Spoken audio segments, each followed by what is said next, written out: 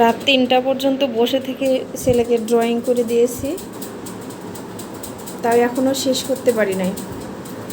এখন এদিকে রং করা বাকি আছে। সকালে মাদ্রাসা নিয়ে যাওয়ার কথা ছিল, কিন্তু দিতে পারি নাই, রংটা শেষ করতে পারি নাই। এখনও শহীদ মিনার রং করা হয় নাই, শুধু এতটুকু রং করা হয়েছে। এই পাশে এখনও ফাঁকা আছে, তো আস্তে আস্তে শেষ করি। 5ই আগস্ট বাচ্চাদের মাদ্রাসায় অনুষ্ঠান হবে, সেই জন্য গাছও কিনতে হবে, আবার ড্রয়িং করেও দিতে হবে। ড্রয়িংটা মোটামুটি রেডি করেছি। আর এদিকে আমরা সবাই গার্ডিয়ান মিলে নার্সারিতে এসেছি কিছু গাছ নেওয়ার জন্য। বিশ্বাস করেন, নার্সারিতে এত পরিমাণে গাছের দাম, একটা গাছ 100 টাকা, কোনো কম নেই। নার্সারির লোক বলতেছে নিলে নেন, না নিলে যান, এক কথায়। ট্রেন চলে আসছে, ছোট ট্রেন এটা, একেবারে ছোট। কয়টা বগি? 1টা, 2টা, 3টা, 4টা, 5টা, 6টা বগি নিয়ে একটা ট্রেন।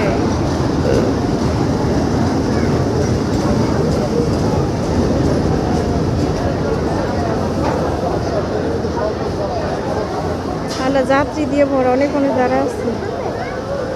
আর এই মহিলাটা দাঁড়া আছে কোথায় দেখছো? ছাদের উপরেও মানুষ ট্রেনের। ও মা, দেখছো? এটা সিরাজগঞ্জ এক্সপ্রেস। ও, এটা আমাদেরও যখনকার গাড়ি, যে 5টায় 6টায় ছাড়ে বেশি। এটা তো আমরা আসি যে অনেকই ছাদের উঠছে, ঘুমাইছে একটা, দেখছো? সেই ঘুমাচ্ছে। এই ট্রেন তো আসার দরকার সকাল 10টায়, আবার ঘুমাই গেছে। ও মা, করে যায় না। এই যে ছেলেটা ঘুমাইছে, একদম ডেকে রেখে গেল, তারপরে ঘুম।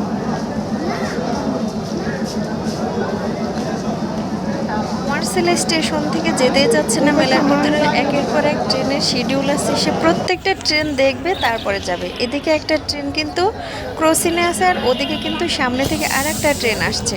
তো আপনাদের একটু দেখাই সন্ধ্যার ট্রেনের দৃশ্যটা কেমন হয় দেখতে। আমরা গল্পে পড়েছি সাপের মাথায় নাকি মণি থাকে, তো ট্রেন যেভাবে আসতেছে মনে হচ্ছে যে মানে ট্রেন একটা সাপ, তো সাপের মাথায় মণিটা জল জল পড়ছে। দেখুন কত সুন্দর দেখা যাচ্ছে। ট্রেন আসতেছে জেনেও কিন্তু মানুষ রাস্তা পার হচ্ছে, এদিক থেকে ওই দিক যাচ্ছে, ওই পাশ থেকে এই পাশে আসতেছে। কি ভয়ঙ্কর একটা দৃশ্য।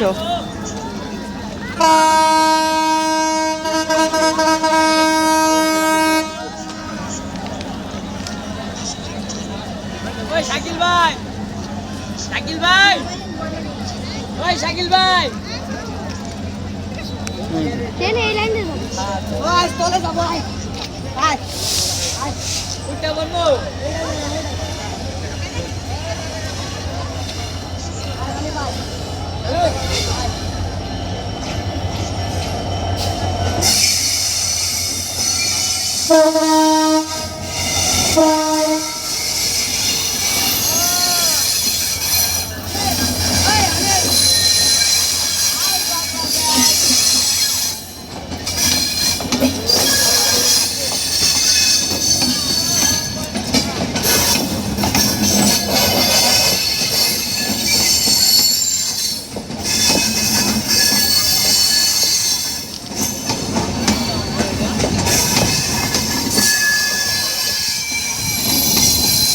এই ট্রেনটা কিন্তু অনেক বড় ছিল, 10 বগির একটা ট্রেন ছিল। আর ট্রেনের যাত্রীগুলো নেমে গেছে। ট্রেনের রাস্তায় দেখেন কি পরিমাণ মানুষ, চিন্তা করা যায়, মনে হচ্ছে রাস্তায় পার হওয়া যাচ্ছে না, এখানে মানুষের জ্যাম পড়ে গেছে। এখন মনে হয় এই ট্রেনটা ছেড়ে দিবে, চলে গেছে। দেখা যাক আরো ট্রেন আসে কিনা। আমার ছেলে আরো ট্রেন দেখবে বলছে।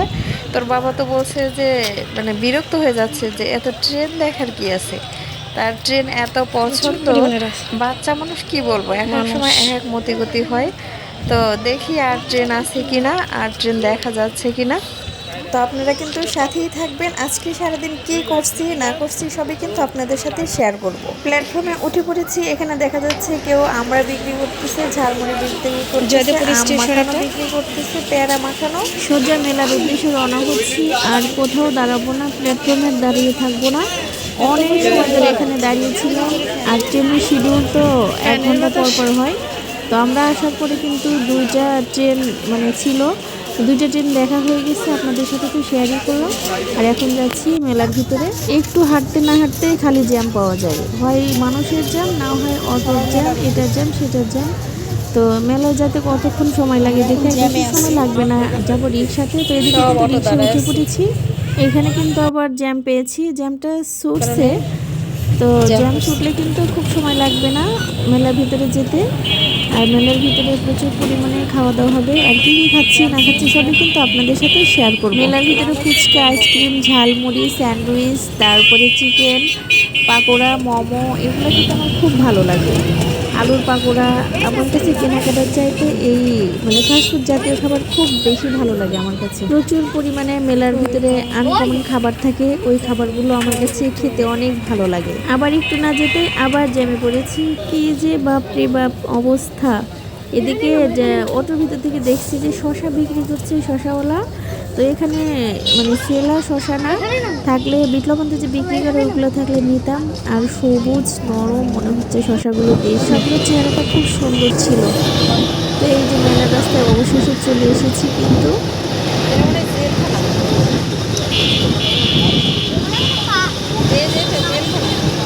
আমি বলেছিলাম এটা জেলখানা নাকি, এদিকে একটা জেলখানা আছে। তো ওরা বলতেছে যে না, আরো সামনে। গান গবেষণা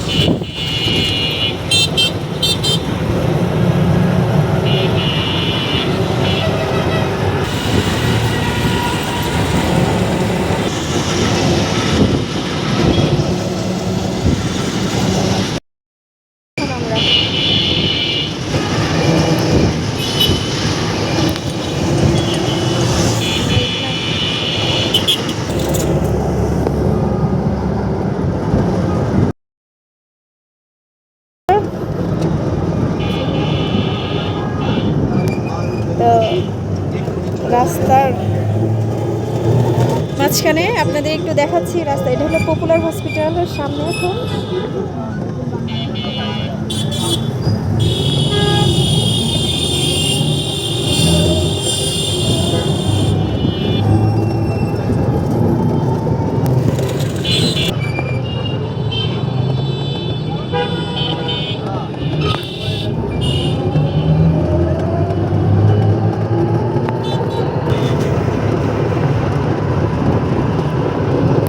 এখানে বাসের সিরিয়াল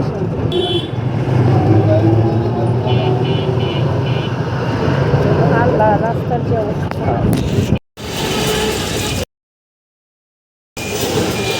এখনো অনেক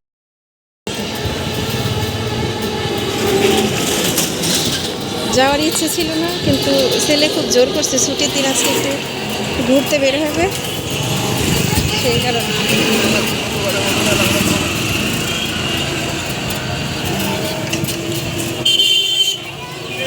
এই তো মেলার রাস্তায় চলে আসছি।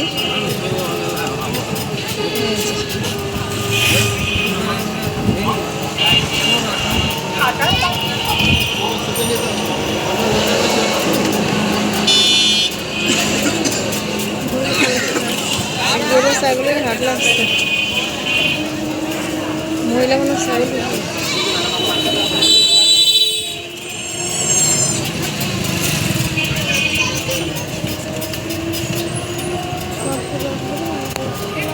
রথ মেলা, মোটর সাইকেল, ওই যে মেলা, এই যে মেলায় চলে এসেছি। মেলার নাগরদোলা, মিষ্টি,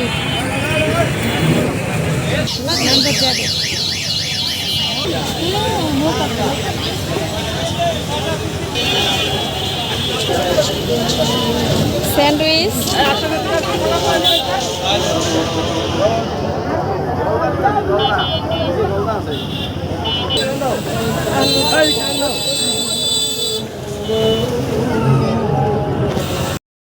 মেলাতে ঘোরাঘুরি শেষ করে এবার বাসার উদ্দেশ্যে রওনা হয়েছি। তো এপাশে একটু ফ্যাক্টরিতে ঢুকেছিলাম, মানে দেখতে চাচ্ছিলাম যে কিভাবে কাপড় কাটিং করে।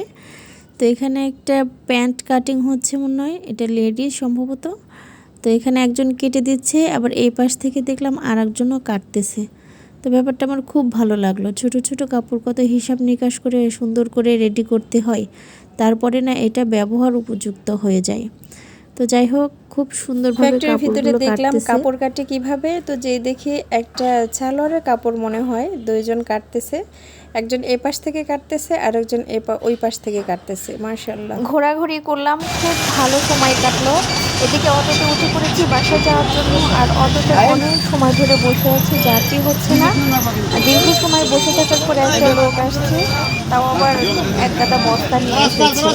তো যাই হোক ওনাকে মনে হয় সামনে সিট দিয়েছে, আর আমাদের সামনে একটা সিট বেঞ্চ ফাঁকা আছে, সেখানে দুজন যাত্রী উঠে যাবে আর আমরা তিনজন বসে পড়েছি। অবশেষে কিন্তু যাত্রীটা হয়ে গেছে, আমাদের অটোটা ছেড়ে দিয়েছে। দেখছি সামনে আবার জ্যাম পাবো কিনা। অবশেষে কিন্তু যাত্রীটা হয়ে গেছে, আমাদের অটোটা কিন্তু ছেড়ে দিয়েছে। আর সামনে অটোর মনে হচ্ছে যে জ্যাম লেগে গেছে, এত পরিমাণে গাড়ি। আর শুক্রবারের দিনে কিন্তু সন্ধ্যার পর থেকে প্রচুর পরিমাণে রাস্তায় জ্যাম থাকে। সন্ধ্যার পর থেকে কেন, আমি বলবো সারাটা দিনই রাস্তায়, তারপরে দোকানপাট যাই বলি না কেন, মার্কেট প্রচুর পরিমাণে মানুষ থাকে। ঘোরাও শান্তি নেই, একটু শপিং করেও কিন্তু শান্তি। বাসায় যেতে যে কত সময় লাগবে জানি না, তারপরে আল্লাহ ভরসা সেই সালামতের জন্য বাসায় পৌঁছাতে পারি। যদিও অটোতে যাচ্ছি, তারপরেও হাই রোডে আমরা এখন।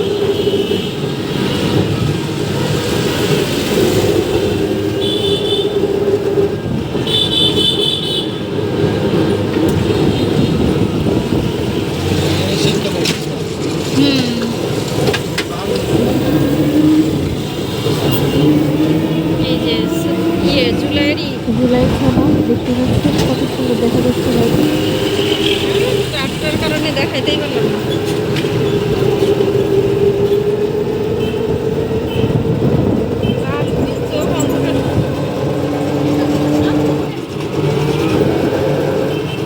পপুলার হসপিটালের সামনে চলে এসেছি, আর বাসা যেতে কিন্তু খুব একটা সময় লাগবে না, অল্প সময়ের ভেতরেই পৌঁছে যাব। খাওয়া দাওয়া করে এখন আমরা বাসায় যাচ্ছি। চোখ একদমই হয়ে গেছে, অন্ধকার হয়ে গেছে।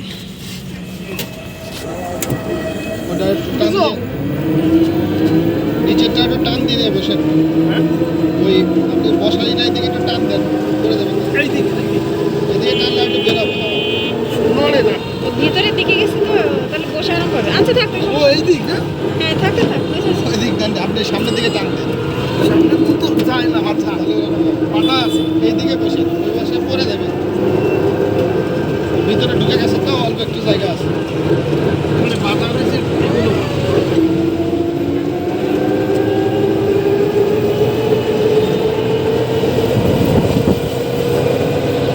এইটা ভোট দিয়ে রাখি হয়ে যায়।